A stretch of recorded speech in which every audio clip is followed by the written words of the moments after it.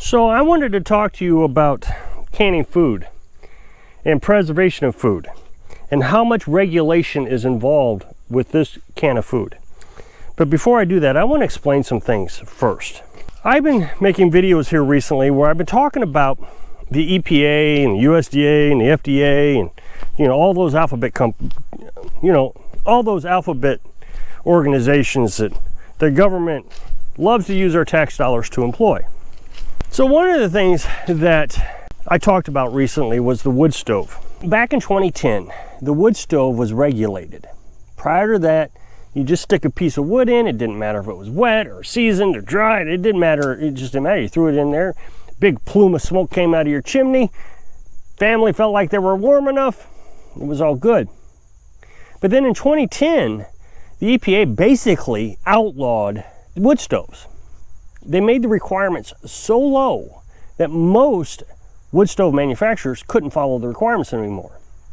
Well, fortunately, several manufacturers were able to come up with what's called a reburner, and I've showed you those videos before. I'll put a link or a up next box here on the screen at the end of this video, and you can check that out, where it shows you the reburners and how to moisture test your firewood. Because what'll happen is if your firewood's too wet, the reburners can't burn all the firewood, and then the smoke goes up in the chimney.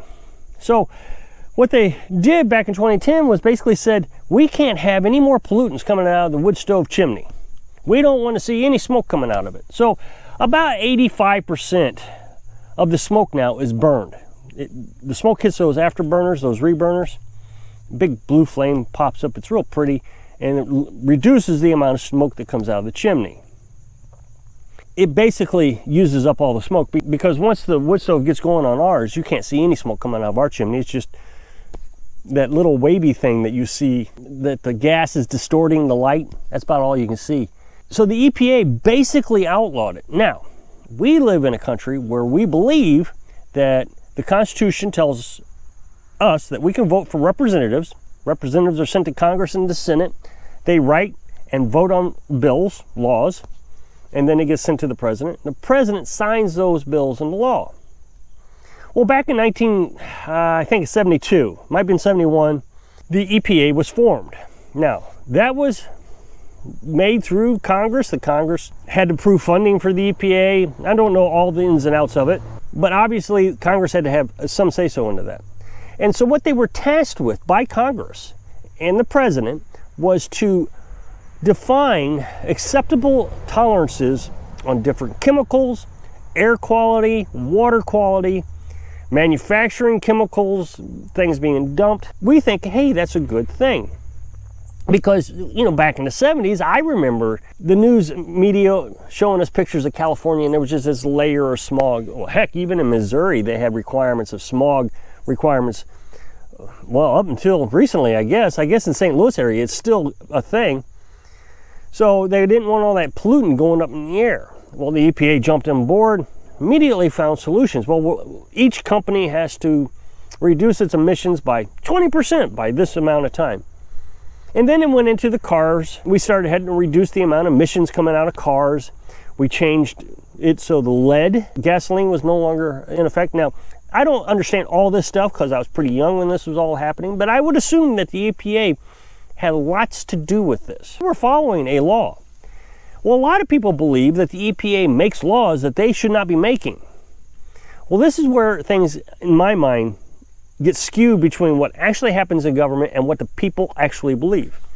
They believe that if a requirement comes into play, that the Congress people should make a new law. So, in their thinking, if we want to reduce emissions in a car, Congress gets together and they say, okay, we want to reduce emissions in a car by 20%. And it gets voted, it passes, goes to the Senate, it passes, goes to the president, gets signed into law, and now the EPA has a new job.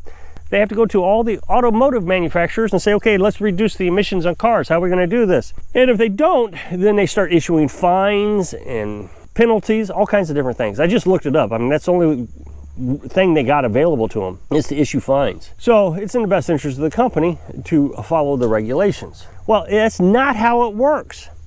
Congress gave the EPA the ability to define emissions quality, pollutant quality, water quality, all that. So they'll decide, oh no, we need to reduce emissions by 20%. And so then they go and tell the company they have to reduce the emissions by 20%. And if they don't do it, then they get a fine. That's because Congress gave the EPA the authority to do that. So basically, Congress gave away its power to the EPA. Then another thing has happened that I completely don't understand, which is executive orders. Executive orders have no power in my mind. I don't even think, I've read the Constitution several times in my life. I don't even think the executive order is a thing that can be used. There's no constitutionality to it at all. But apparently every president since George Washington has used executive orders. Now, when I was younger, I think executive orders were used to control government. The president would write an executive order and say, okay, I'm not going to let my people do whatever. So the people that work for the president, the EPA, the FDA, all those agencies are now being controlled by the executive order. But now executive orders are being written telling us what we can do. It wasn't that long ago when an executive order said that landlords could not evict renters if they couldn't pay. So now the president is writing rules for the people. Seems to me that's more of a king's job, not a president's job. In order for that to have applied, Congress would have had to have made a law on that. What's really interesting is I don't even think Congress can make a law because that violates the Constitution. So all this is wrong, and I think everybody knows it's wrong. So recently, the Supreme Court has ruled that the EPA can no longer make laws like they've been doing. And so it really shut down the EPA. Well, I don't know how true that is. I really don't. I mean, it sounds like that's the way it should happen. But if they're tasked by Congress to define the rules and then give penalties based on that rules, I'm not sure how they're violating the law. The law already says that. So it would seem to me the Supreme Court would have to say the law is not valid. But I don't think they said that. Regardless, it doesn't matter because let's just say the EPA says, fine, we're no longer allowed to do those things. We're not going to do them anymore. Well, for the last nearly 50 years or so, the EPA has been making all these rules. They've already changed everything. They've already made the wood stove nearly illegal. They've already changed the automotive industry. They've changed all this without really being constitutional. I remember I got pulled over. I flashed my lights, telling the driver ahead of me that he was coming up on a police officer. Well, I got caught. And back then, you couldn't do that. It was illegal. So I got a ticket. Okay, fine. Well, recently, I would say in the last, 20 years, 15 years, Supreme Court has said that is unconstitutional. It violates freedom of speech. That I can tell the other driver by simply flashing my lights at him that there's a police officer over there. That's a freedom of speech thing. So now you no longer get a ticket. So now you can't get a ticket for flashing your lights. Well, okay, great. Where's my money? I paid the ticket. I want my money back. I was still penalized for a law that was unconstitutional.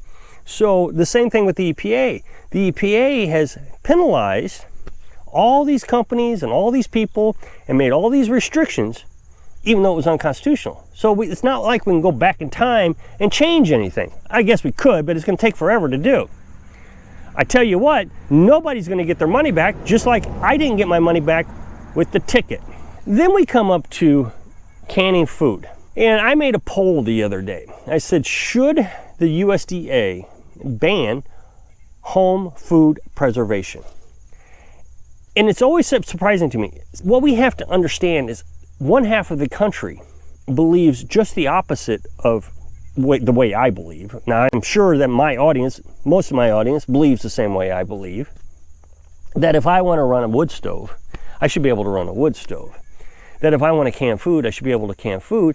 And I am taking my own risk. Safety is my risk. So if I'm canning food and I do it wrong and I make myself sick with botulism, that's my risk. Something that I've accepted. I understand the consequences of what I'm doing. For the USDA to have spent, millions of dollars, billions of dollars on developing recipes that I have to follow in order to can my food, I don't think that is the job of the USDA. Now, can they ban home food preservation? And the answer is no, they can't ban it. They can't come on my property and say, you have to stop canning. What they can do, and what I suspect they will do within the next 10 years, is they'll tell the pressure canner industry that they have to do XYZ. And if they don't do it, then they're going to get fined and penalties because they're not following the regulations that have been implemented. What will happen is all these companies, just like the wood stove company and the automotive company, all had to comply with these new requirements. These canning companies who make the pressure canners or make the jars or make the lids or whatever. Right now I use Tadler lids, for example. They're reusable lids. There's no USDA information on those Tadler lids. It would seem to me it'd be very easy for the USDA to come in and says, nope, they're not safe. You've got to stop selling them. You're going to hurt people. So that means that when I want to go buy a pressure canner or a Tadler lid, I won't be able to go buy one. So it's not that they banned it from me. No, they just banned the company from being able to produce it like they did in 2010 when they made wood stoves a lot more complicated. I can't just go out and get an old cheap wood stove. Now, some people are going to say, well, that's all right. I know how to build one. Well, that's great, but I don't. I am not a welder, never have been a welder. I don't have the electric to weld anything. I live on solar panels. So I have to go out and buy a wood stove. That's just the way it's going to have to be for me. But now I can't. Or let's say I like the old carburetor engines. Remember those? Now they're all fuel injected. But I liked my Chevy Chevelle. Oh, 1971 Chevy Chevelle. I loved that car. Gosh, it was awesome. I can't even get one now. It's all fuel injected. Don't get me wrong. The fuel injection is very nice and very efficient and all that stuff. But if I wanted to have that feeling like I did when I was a kid, can't do it. Same thing, if I wanted a wood stove that produced all that smoke and you get that awesome smell in the air in the wintertime, you know, like grandma's house. Oh, coming to grandma's house. Step out of the car and there's that smoke. Oh, it was awesome. Can't have it anymore. Now, what they're going to say is, well, the wood stove, that was hurting your neighbors. That's fine, they're hurting the neighbors. But is the canning hurting the neighbors? And what they're going to say is, yes. Because during Christmas time, a lot of people can foods and they hand it out to their friends and family for a Christmas present. And somebody's going to get sick. Can't do that. Just like I can't sell eggs. USDA doesn't want me to sell eggs for my chickens because if they cross state lines, then it's illegal. I got to have a permit. I got to go through all the licensing requirements and all the cleanliness requirements. But my neighbor would just like to come over and get some eggs. And I've told you those kind of stories before. So if you'll check out that video about the wood stove, it's right here in the up next box. So if I can inspire you to get away from it as much as possible, so you can live your dreams. Thanks for watching.